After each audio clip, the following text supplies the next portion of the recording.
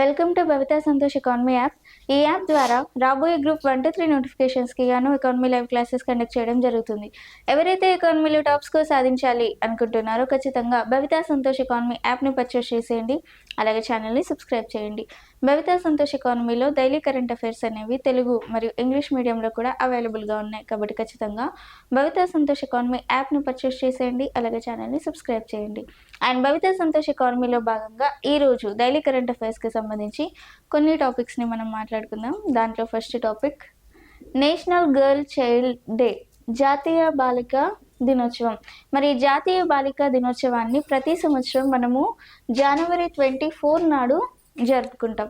మరి ఎందుకని బాలికా దినోత్సవాన్ని జరుపుకుంటాము అంటే సమాజంలో బాలికల యొక్క సంరక్షణ, హక్కులు, ఆరోగ్యం, వినియోగం మరియు విద్య, అలాగే ఎదుగుదల మొదలైన అంశాలపై ఈ బాలికా దినోత్సవం నాడు అవగాహనని పెంపొందిస్తారు, లేదంటే ఈ అవగాహనని కల్పిస్తారు.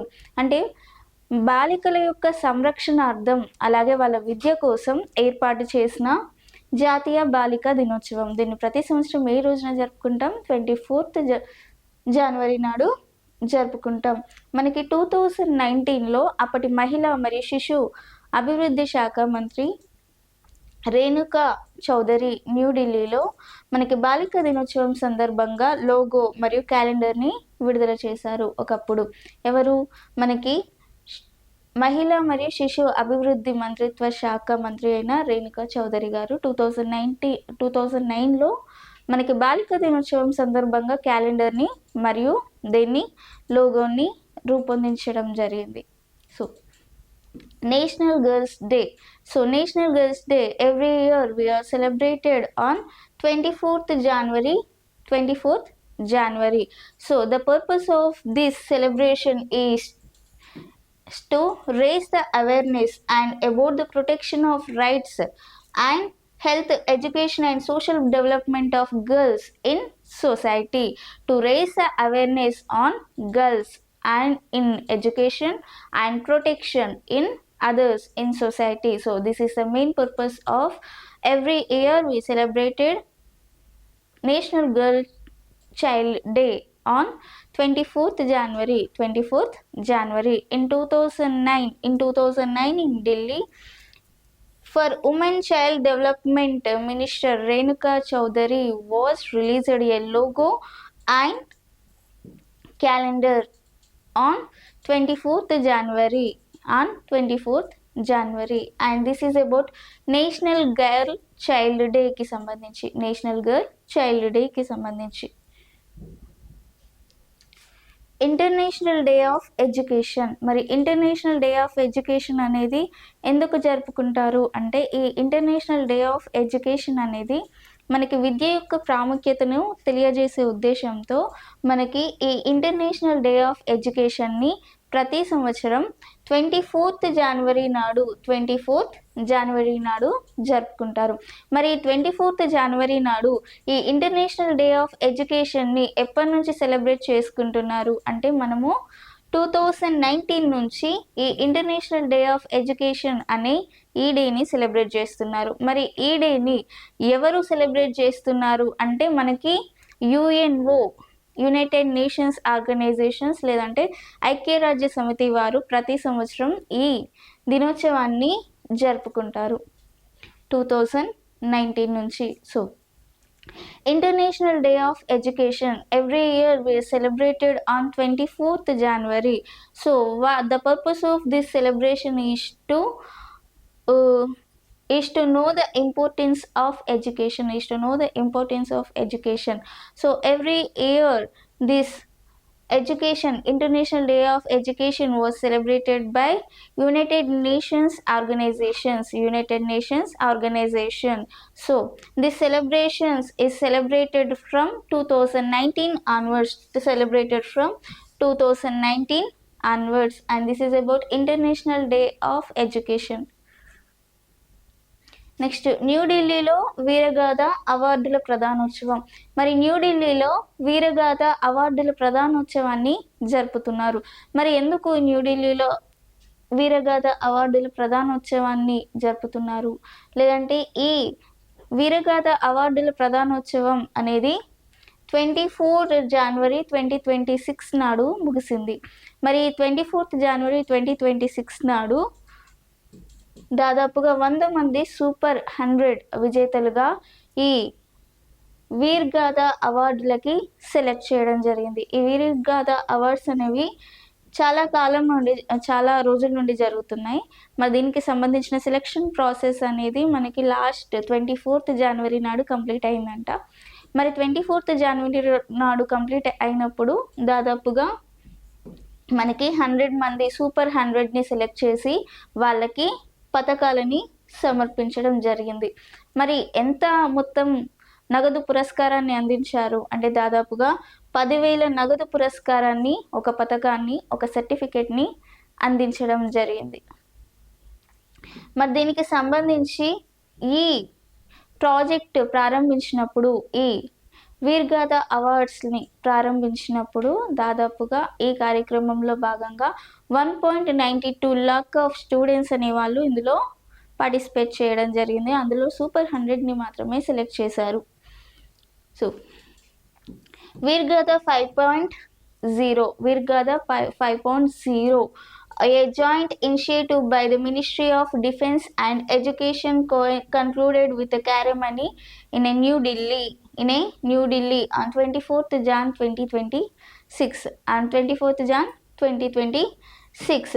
So the honoring of 100 or super 100 winners, they honoring with how many members? They are honoring with super 100 members. They are selected to Veer Gada Awards. Veer Gada Awards are totally, the projects record participation of 1.2 crore students. 1.92 crore students were participated in this event. So in that case only 100 super 100 members or students are selected to this Veer Gada Awards. Veer Gada Awards 5.0. So super 100 students were recognized and receiving 10,000 rupees and a medal and a certificate in this awards. Medal and certificate and 10,000 rupees of prize money.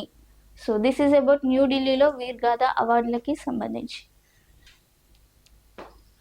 Sukanya Samriddhi యోజనకి 11 సంవత్సరాలు. మరి సుకన్య సమృద్ధి యోజన ప్రారంభించి 11 సంవత్సరాలు పూర్తి కావచ్చింది. మరి దానికి సంబంధించి మరి సుకన్య సమృద్ధి యోజనను ఎప్పుడు ప్రారంభించారు అంటే మనము 22 జనవరి 2025 నాడు ఈ సుకన్య సమృద్ధి యోజనని ప్రారంభించారు. మరి ఇప్పుడు 2026 జనవరి 11 నాటికి 11 సంవత్సరాలు పూర్తి కాబడింది. మరి ఈ సుకన్య సమృద్ధి యోజనను ఎందుకు ప్రారంభించారు అంటే 10 ఏళ్లలోపు పిల్లలు ఎవరైతే ఉన్నారో వాళ్ళ చదువు, వివాహం కోసం కేంద్ర ప్రభుత్వం ప్రవేశపెట్టిన ఒక చిన్న పొదుపు పథకం. అంటే ఒక బాలిక యొక్క విద్య మరియు వివాహానికి సంబంధించి కేంద్ర ప్రభుత్వం ఒక పొదుపు మొత్తంగా దీన్ని ప్రవేశపెట్టడం జరిగింది. మరి ఇది ప్రవేశపెట్టిన తర్వాత దాదాపుగా 4.5 కోట్లకు పైగా ఖాతాలు తెరవబడ్డాయి. ఇది ఎప్పుడైతే ప్రారంభించారో 4.53కి పైగా మనకి ఖాతాలు తెరవబడ్డాయి. 4.53 అంటే 4.53 కోట్లకి పైగా ఖాతాలు తెరవబడ్డాయి. మరి ఇది దాదాపుగా 8.2% వడ్డీ రేటును అందిస్తుంది. 8.2% వడ్డీ రేటుతో 4.53 కోట్ల బ్యాంక్ అకౌంట్స్ ఎప్పుడైతే తెరవబడ్డాయో వాటికి 8.2% వడ్డీ చొప్పున ఇది అందించడం జరుగుతుంది. 2015లో ప్రారంభమైన ఈ పథకం ఆడపిల్లల ఆర్థిక భద్రత కోసం అలాగే ఒక జాతీయ ఉద్యమంగా రూపాంతరం చెందింది. అలాగే ప్రస్తుతం ఈ పథకంపై ఎంత 8.2% వడ్డీ రేట్ వరకు లభించడం జరుగుతుంది. ఒక కుటుంబంలో 2 ఆడపిల్లల వరకు ఈ ఖాతా తెరిచే అవకాశం ఉంది. అంటే ప్రతి కుటుంబం నుంచి 2 ఆడపిల్లలు ఈ పథకానికి వర్తిస్తారు అని చెప్పి ఇందులో క్లియర్గా మెన్షన్ చేయడం జరిగింది. మనకి కనీసం సంవత్సరానికి 250 నుండి గరిష్టంగా 1.5 లక్షల వరకు డిపాజిట్ చేసే ఛాన్స్ ఉంది. అంటే మనకి డిపాజిట్ 1 ఇయర్ వరకు ఛాన్స్ అనేది ఉంది. 250 నుంచి 1.5 lakhs వరకు కుటుంబంలో 2కి ఛాన్సెస్ అనేది ఉంది. So 11 years. So this Sukanya Samruddhi Yojana, 11 years to Sukanya Samruddhi Yojana. So this Sukanya Samruddhi Yojana was started on 2015 January 22. So up to 2026 January 2026, it's completed 11 years to Sukanya Samruddhi Yojana. Completed 11 years to Sukanya Samruddhi Yojana. So in this case, current interest rate or so the purpose of this scheme to encourage girls, and the scheme is currently offering an interest rate of 8.2 percentage per annum in bank accounts. So after this account can be opened in the name of girl child below the age of 10 years. This account can be opened by the girl child only 10 years. This account can be opened for up to 10 years or up to 2 girls in a family. So who are eligible for this scheme? So this account can be opened for up to 2 girls in a family. They are eligible for this scheme. So this scheme is for below 10 years or above 10 years girls child for their education and their any other needs. And this is about Sukanya Samruddhi Yojana. మధ్యప్రదేశ్లో కనిపించిన అరుదైన Asia కుక్క. మనకి మధ్యప్రదేశ్లో ఒక అరుదైన Asia కుక్క అనేది కనిపించింది. మరి ఆ అరుదైన ఆసియా కుక్క అనేది ఏ విధంగా ఉంటుందంటే, ఇప్పుడు పిక్చర్లు మనం ఏవైతే చూస్తున్నామో ఆ విధంగా అనేది ఉంటుంది. మరి ఈ ఏసియాటిక్ వైల్డ్ డాగ్ అనేది మధ్యప్రదేశ్లో ఏ విధంగా ఉంటుంది అంటే, ఇదొక నార్మల్గా అన్ని డాగ్స్ కంటే కొంచెం డిఫరెంట్గా అయితే ఉంటుంది. దీన్ని డోల్ లేదా ఎర్ర కుక్క అని పిలుస్తారు. నార్మల్గా వీధి కుక్కలు కానీ ఇప్పుడు వేరే కుక్కలు అయితే మురిగే అవకాశం అయితే ఉంటుంది. అంటే కుక్కలు అంటే నార్మల్గా మురుగుతాయి కదా, కానీ ఈ కుక్క మాత్రం మురిగే ఛాన్స్ అయితే ఉండదు. అది మురగకుండా విజిల్ వేస్తుంది. ఇది దీని స్పెషాలిటీ. ఇది విజిల్ అనేది వేస్తుంది. ఇవి సాధారణ కుక్కల్లాగా మురగవు. ఇవి విజిల్ వంటి శబ్దాలను చేస్తాయి. ఇవి 5 నుంచి 12 సభ్యుల గుంపులుగా నివసిస్తాయి. 5 నుంచి 12 సభ్యుల గుంపులుగా ఇవి నివసిస్తాయి అంట. అంతర్జాతీయ ప్రకృతి పరిరక్షణ ప్రకారం ఇవి ఎండేంజర్డ్ జాబితాలో ఉన్నాయి. ఇవి కూడా అంతరించిపోతున్నాయి అని చెప్పి ఇవి కూడా ఎండేంజర్డ్ జాబితాలో రీసెంట్గా చేర్చడం జరిగింది. So a rare and endangered static wild dog been spotted in Madhya Pradesh. It is also known as Dole or red dog, and it was called as Dole or red dog. Dole Indian wild dog. So Dole Indian wild dog, the whistle dog, red dog. So this was called as a Dole or red dog. They do not bark like another dogs. They do not bark like other dogs. They just make a whistle sound. They not bark like other dogs. They live in a group of 5 to 12 members.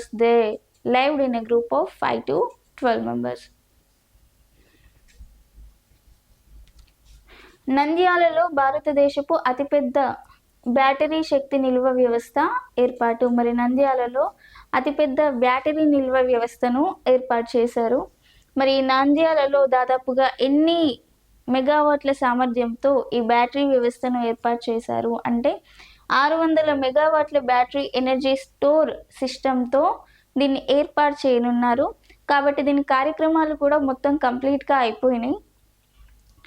ఇందులో 2 సైకిల్స్తో 1200 మెగావాట్ల విద్యుత్ store చేసి 600 మెగావాట్ల కెపాసిటీతో ఇది ఏర్పాటు చేయనున్నారు. కాబట్టి ఇందులో 1200 మెగావాట్స్ని ముందుగా స్టోర్ చేసి ఉదయం 2 గంటలు అలాగే సాయంత్రం 2 గంటలు అందించాలి అని చెప్పి ప్రణాళికలను సిద్ధం చేయడం జరిగింది. మరి ఇందులో భాగంగా solar energy corporation of India, SECI అని పిలుస్తాం, solar energy corporation of India ఆధ్వర్యంలో ఈ ప్రాజెక్టు నిర్మాణం కానుంది. Solar energy corporation of India స్థానంలో ఇండియా వారు ఈ నిర్మాణాన్ని చేపట్టనున్నారు. సో ఇది complete solar energy system. So solar energy వల్ల మనకు ఎలక్ట్రిసిటీ నుంచి ఎలాంటి పొల్యూషన్ అనేది ఉండకుండా మనకి సోలార్ ఎనర్జీని వాడాలి అనే ఉద్దేశంతో ఈ సోలార్ ఎనర్జీ సిస్టమ్ని ఏర్పాటు చేయనున్నారు. So based on recent report, Nandyala district in Andhra Pradesh is set a host India largest single energy store in Nandyala in Andhra Pradesh. So in this case they want to establish 600 megawatts capacity of battery storage in Nandyala. So in this case they want to restore 1200 capacity of megawatts or 1200 megawatts capacity in storage. So in that case they were used 2 hours in morning and 2 hours in evening. So this capacity or this project was introduced by SECI or Solar Energy Corporation of India. Solar Energy Corporation of India. And this is about నంద్యాలలో భారతదేశపు అతిపెద్ద భారత శక్తి నిల్వల వ్యవస్థకి సంబంధించి. Next ఒక జిల్లా ఒక వంటకానికి సంబంధించి మనకి ఒక జిల్లా వన్ డిస్ట్రిక్ట్ వన్ క్యూజిన్కి సంబంధించి ఒక టాపిక్. మరి ఒక జిల్లా ఒక వంటకం అంటే ఏంటి అంటే రీసెంట్గా మనకి ఉత్తరప్రదేశ్లో 24th January 2026న కేంద్ర హోంశాఖ మంత్రి అమిత్ షా ఈ వన్ డిస్ట్రిక్ట్ లేదంటే ఒక జిల్లా ఒక వంటకం అనే పథకాన్ని లేదంటే ఒక చెరువని ప్రారంభించడం జరిగింది. వన్ జిల్లా వన్ వంటకం అనే ఒక చెరువని ప్రారంభించారు.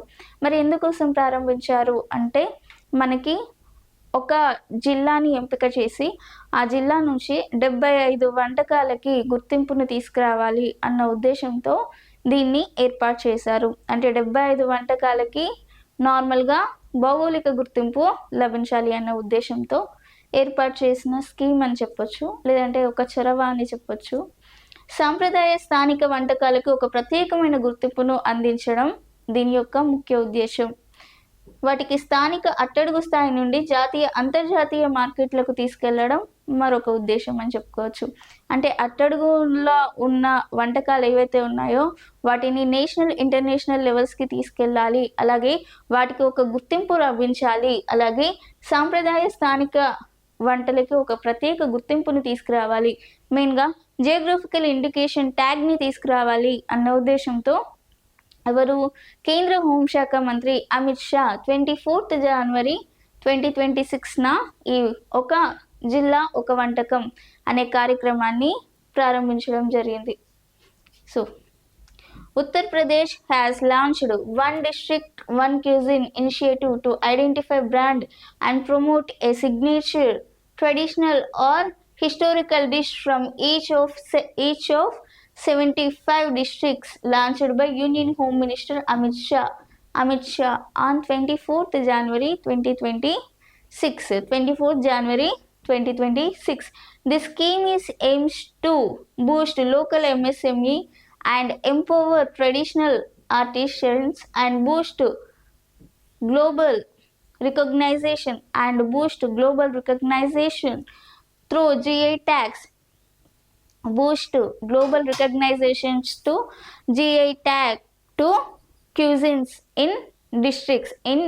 This is the main purpose of this one district one cuisines. Promote rich culinary heritage on global platforms and generate employments.